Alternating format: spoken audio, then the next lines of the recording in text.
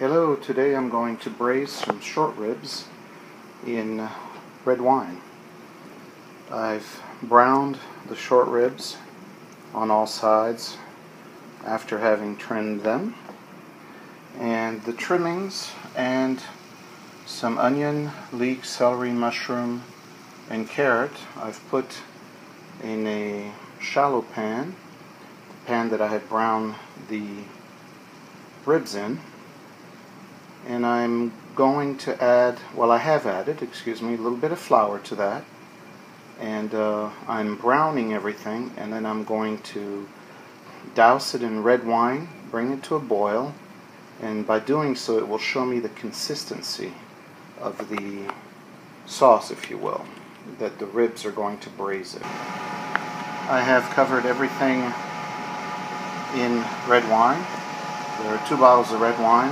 I'm going to add some fresh thyme, a couple of cloves, some bay leaves, and I'm going to add some fresh ground pepper. And I've already salted. I salted the meat when I browned it. I'm going to bring the red wine to a boil and check it for consistency before I submerge the ribs in it, cover the dish, and put it in an oven at 300. Okay, I've got a good strong simmer, or a boil rather, and the wine has a nice consistency. It has some body, like a sauce, and I'm going to reduce it after we cook it so that it'll thicken a little bit more. So I'm going to bury the ribs in it, cover the pot, and put the pot in the oven.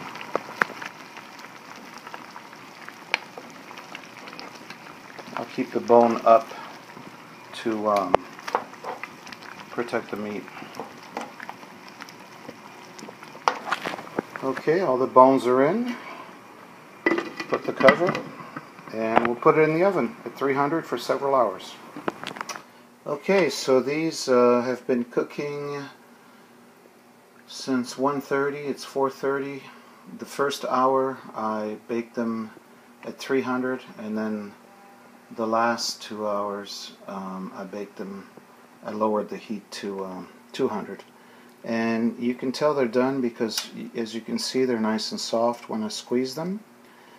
So what I'll do now is I'll take the short ribs out, and I will strain the sauce, and all that I will keep is the short ribs, the sauce, and on the side I have cooked some onions, some small spring onions, and I have roasted some carrots and sauteed some mushrooms. I roasted some baby carrots and sauteed some oyster mushrooms. You can use white mushrooms, you can use porcini mushrooms, cremini, any kind of mild mushroom.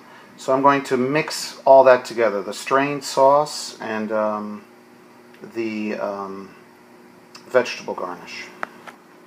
Here are the ribs that I've taken out of the sauce. There's the last bit, strained into my saucepan. And as I said, I'll wait a little bit. So the fat that has floated to the surface, we're going to skim that. Just kind of push a ladle in without going too far, and just scoop the fat off the top. And if there's a teeny bit of fat left in there, it's okay, it's good flavor. And then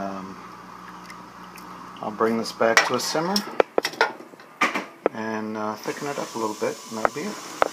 2 tablespoons of cornstarch, add a little water, and mix it into a uniform liquid. And when the sauce simmers, we're going to add that to it and use a whisk.